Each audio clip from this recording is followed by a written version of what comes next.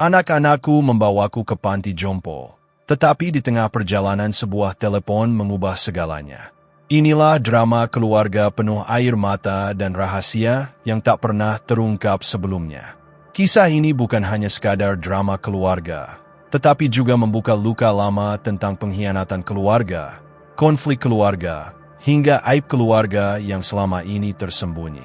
Melalui kisah ini, Anda akan menyaksikan bagaimana sebuah kisah keluarga sedih bisa berubah menjadi kisah mengejutkan keluarga yang penuh emosi. Dari pertengkaran keluarga, cerita gelap keluarga, sampai rahasia yang menghancurkan keluarga yang membuat cinta berakhir tragis.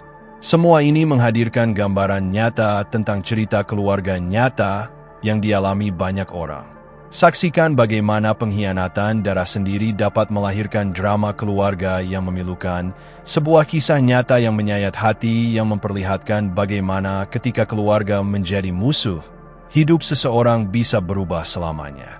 Oh, suara di seberang telepon terdengar terburu-buru, penuh kecemasan. Kau harus berhenti sekarang juga, katanya. Jangan biarkan mereka membawamu pergi.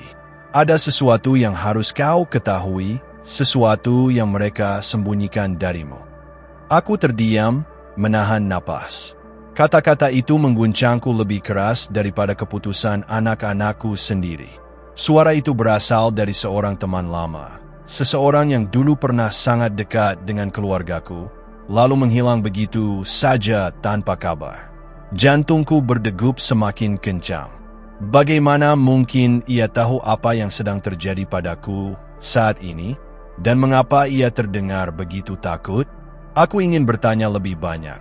Tetapi sebelum sempat bicara, ia hanya berbisik lirih.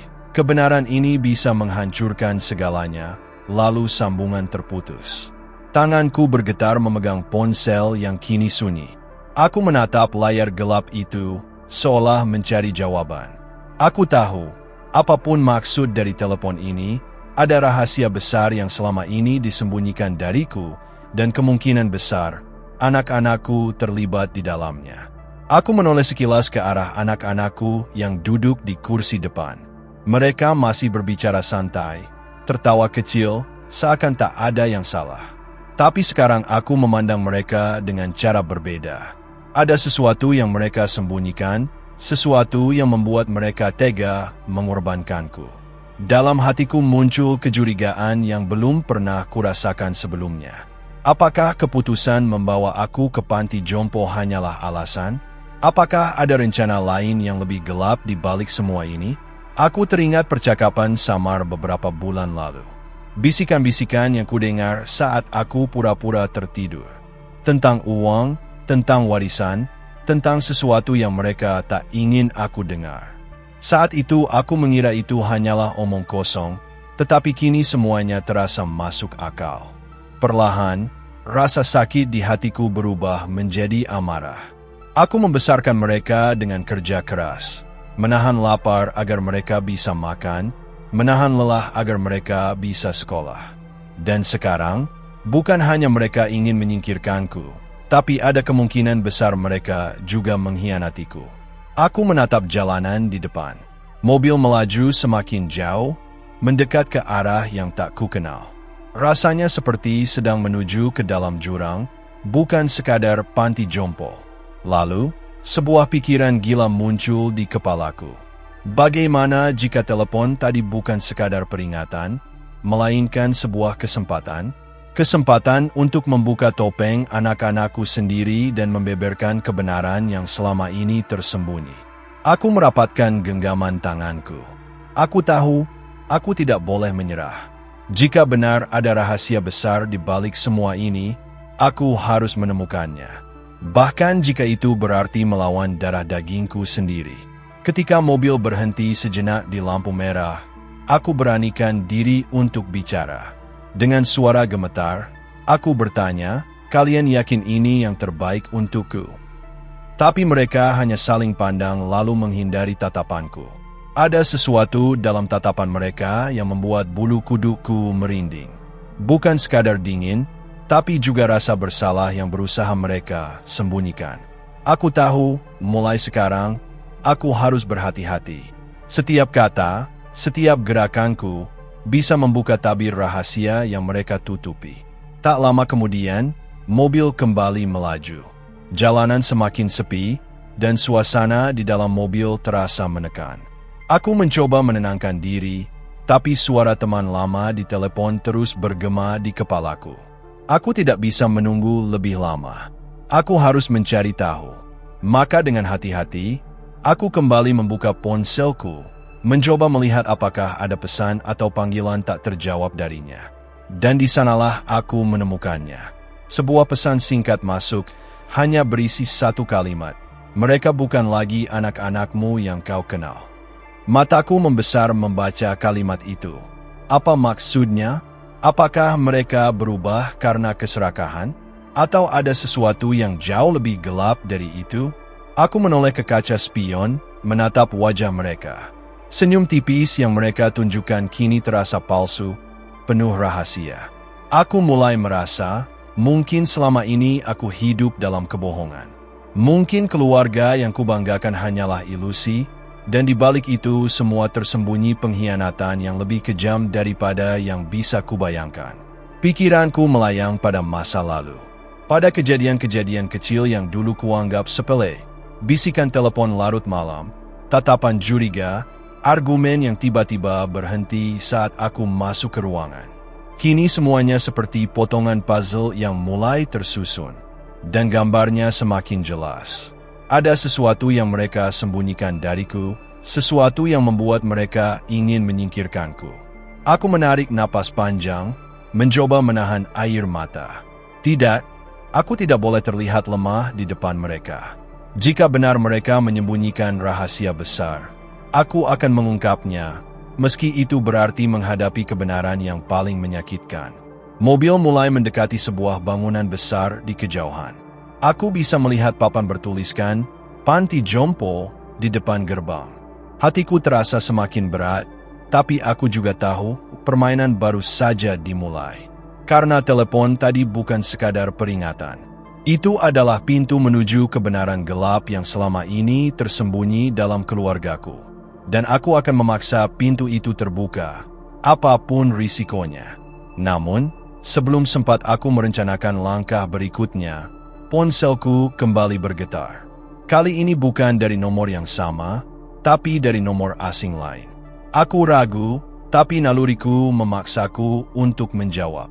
Suara di seberang terdengar parau, seperti seseorang yang sudah lama menahan rahasia. Aku tahu apa yang mereka rencanakan padamu, katanya. Dan jika kau tidak segera bertindak, mungkin kau tidak akan pernah keluar dari tempat itu hidup-hidup. Tanganku terasa dingin seketika. Kata-kata itu membuatku yakin, ini bukan lagi tentang Panti Jompo. Ini tentang hidup dan mati. Aku menoleh sekali lagi ke arah anak-anakku. Mereka masih tertawa kecil, seakan dunia mereka baik-baik saja. Tapi aku tahu, di balik senyum itu, ada sesuatu yang berbahaya. Aku harus memutuskan dengan cepat. Apakah aku akan diam dan membiarkan mereka mengendalikan nasibku? Atau aku akan melawan, meski berarti melawan darah dagingku sendiri? Aku menutup ponsel perlahan, menyembunyikan kegelisahanku agar anak-anakku tidak curiga. Di dalam dadaku, jantung berdegup begitu keras seakan ingin meledak. Kata-kata dari suara asing itu terus mengiang, mengancam ketenanganku. Rasa takut bercampur amarah mulai menguasai pikiranku.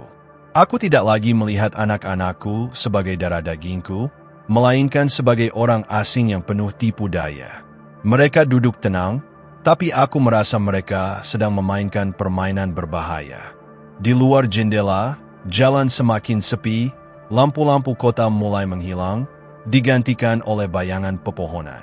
Perasaan terasing itu membuatku semakin yakin bahwa aku sedang digiring menuju perangkap. Aku menatap wajah mereka dari kaca spion. Senyum kecil itu bukan lagi senyum anak kepada ibunya. Itu adalah senyum seseorang yang menyembunyikan rencana licik. Aku ingin berteriak, ingin menuntut jawaban, tapi logikaku menahanku. Jika aku gegabah, mungkin mereka akan melakukan sesuatu yang lebih kejam di saat itu juga. Aku harus menunggu saat yang tepat. Pikiranku mulai berlari ke segala arah. Apakah semua ini tentang uang? Tentang rumah yang kupunya? Atau ada sesuatu yang lebih kelam dari sekadar harta? Aku teringat pada suamiku yang sudah lama meninggal. Ada banyak hal yang tidak pernah kubicarakan tentang masa lalu kami, termasuk surat wasiat yang dia tinggalkan. Apakah mungkin itu yang mereka incar? Tiba-tiba, ingatan itu menyeruak. Surat wasiat yang kusimpan rapat di sebuah laji tua di rumah. Aku belum pernah membicarakan isinya kepada siapapun. Tapi anak-anakku, mungkin mereka sudah mengetahuinya. Jika benar begitu, berarti pengkhianatan ini sudah direncanakan sejak lama. Mereka menunggu saat aku rapuh, agar bisa menyingkirkanku tanpa perlawanan. Aku menggenggam ujung roknya dengan kuat, menahan gemetar. Tidak. Aku tidak akan membiarkan mereka berhasil. Jika mereka pikir aku mudah dihancurkan, mereka salah besar. Mobil berbelok ke jalan yang lebih gelap. Lampu-lampu jalan jarang sekali terlihat, hanya ada cahaya remang dari bulan. Suasana itu membuatku semakin curiga. Aku memperhatikan cara mereka berbicara. Nada suara mereka terlalu ringan, terlalu dibuat-buat. Seakan mereka ingin menutup-nutupi ketegangan yang sebenarnya sedang berlangsung. Saat itu, aku kembali merasakan getaran halus di ponselku. Kali ini sebuah pesan masuk. Dengan hati-hati aku mengintip layar. Tulisan pendek itu membuat darahku membeku. Jangan percaya siapapun, bahkan anakmu sendiri.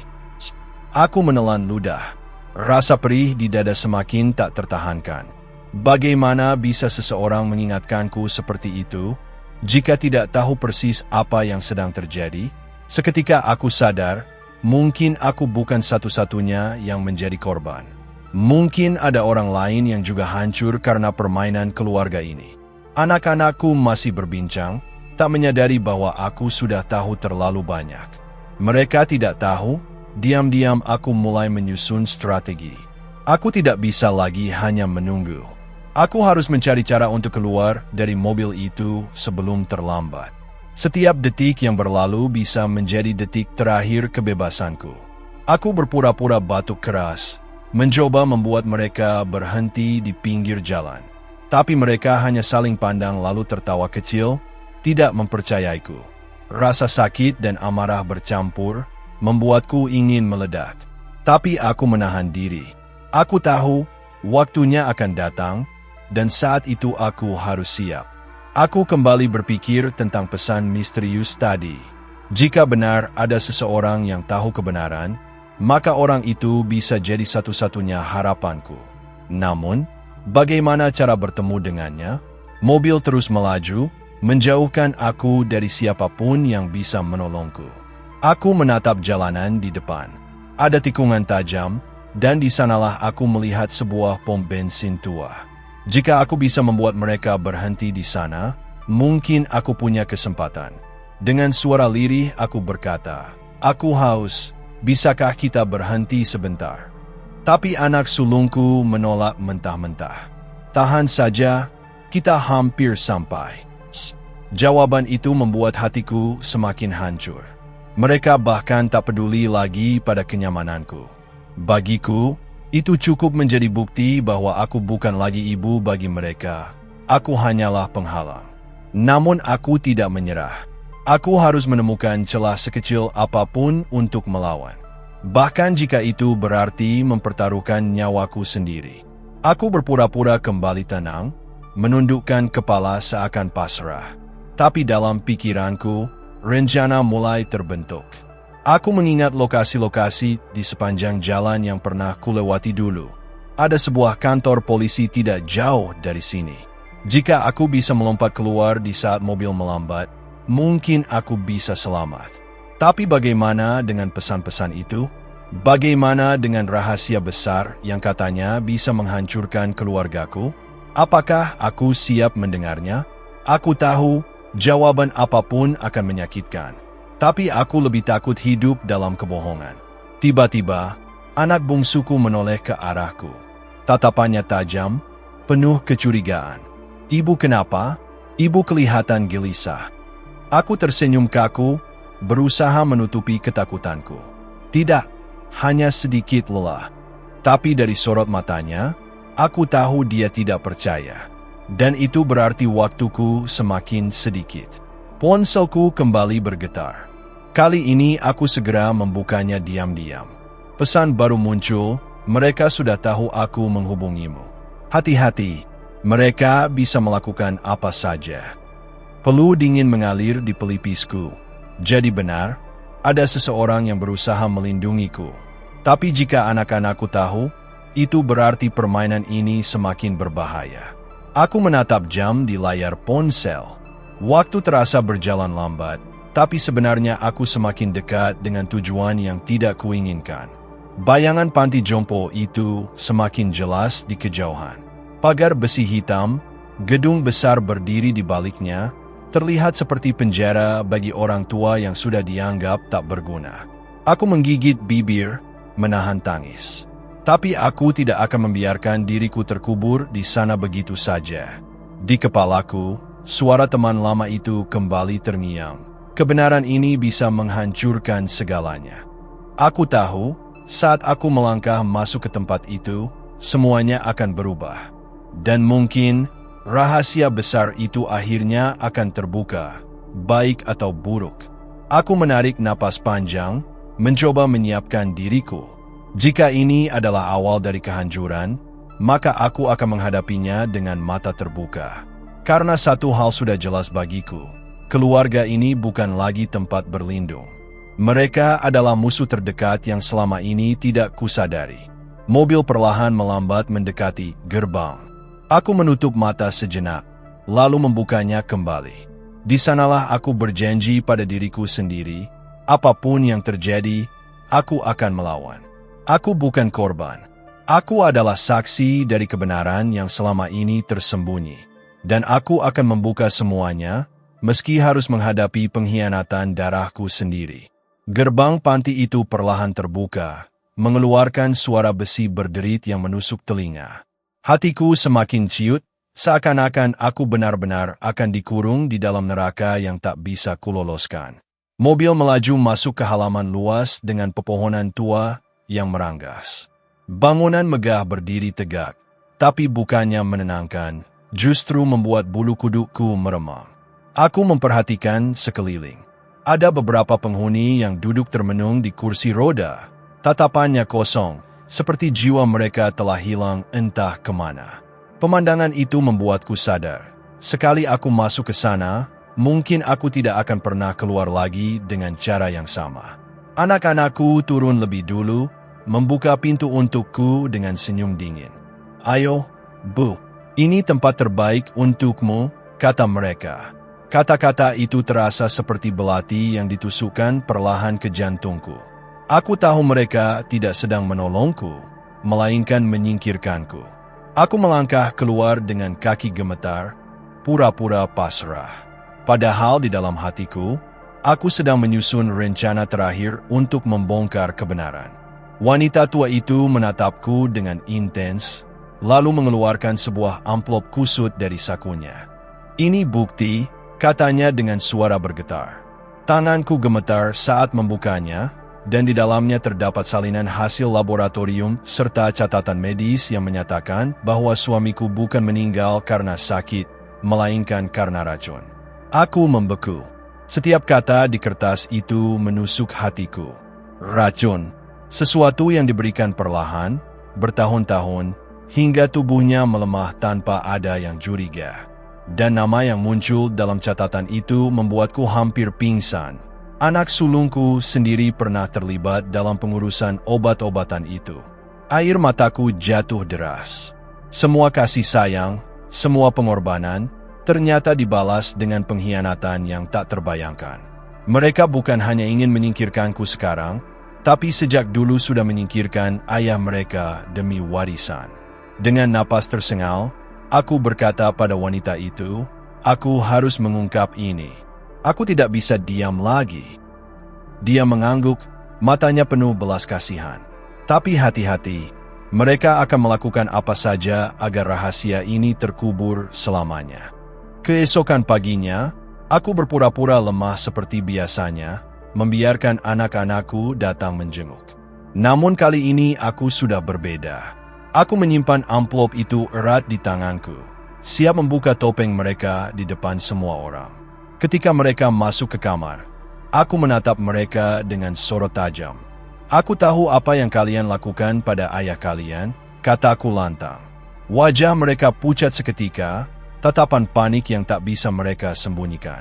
Jangan bicara sembarangan, Bu, teriak anak sulungku, tapi suaranya bergetar.